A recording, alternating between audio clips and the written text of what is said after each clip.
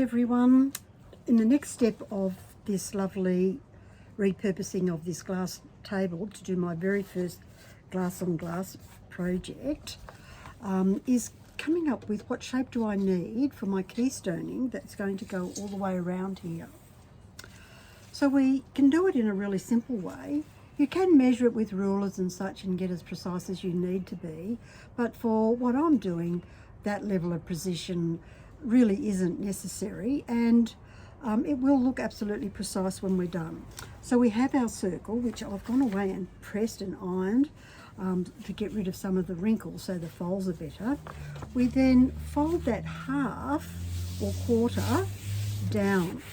So now we've really got 8 pizza shapes across our circle. Then we unfold it and fold it in half again, which will give us the shape of 16 pizza slices, if you like. Then we open it up, fold it down again, and we get 32. Now that may be well and truly the best size for porcelain or ceramic tiles, depending on what you're using for your work. But in this instance, I'm going to go a little bit smaller and to get my keystone shape, because I mentioned to you that one of my favourite tiles is bow.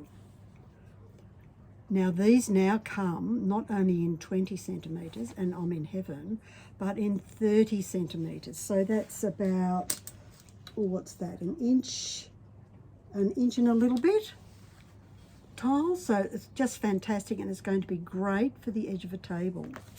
So now that I've got those folds in, I just open it up and I have all the lines that I need to do my shapes for keystoning in any part of this circle. So it's a really versatile way to approach it, and it might be something really helpful and useful to you. So if I spin this around, or I can't quite see, I'll hold it up. I've done a few lines just on this first bit here, because that's all I need. So let's have a look at how would we keystone this shape here. I'm going to use half keystones because I want to cut down on the amount of cutting I'm doing, and also I don't need to worry about the shape. And then when I'm finished, I'll show you something a little bit different with stained glass, so you can do a really nifty edge if you need to.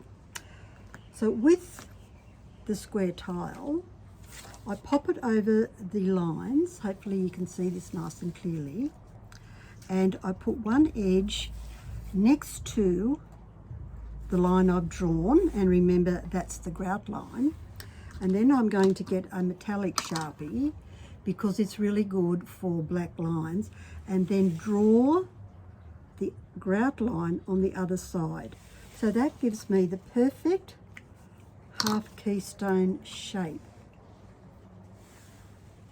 So the next bit of that is to cut off from the grout line. So I'm basically cutting the grout line off, and then I'll end up with this shape. You can see that I've cut the grout line off. And see, now I've got that shape.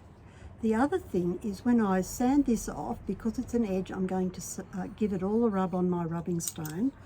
You just take the corner off as well. That improves the shape of the circle, but also takes off potential scratches and cuts. So let's have a look at how this will look on the edge. Let me find a white spot. Let's go over here. Just bear with me, I'll get a little piece of paper to pop under there so you can see it really well. Okay, so here we are with our keystone. I already cut half a dozen so you could see how they look. So here I can see and show you that we're going to end up with a perfect round keystoned edge. So there's no weird triangular shapes or wedge shapes around the tiles. They're evenly spaced and give you a beautiful, beautiful edge. See how that's going to look? If you're using stained glass, then really you can do whatever shape you want. You can make it look Art Deco, for instance.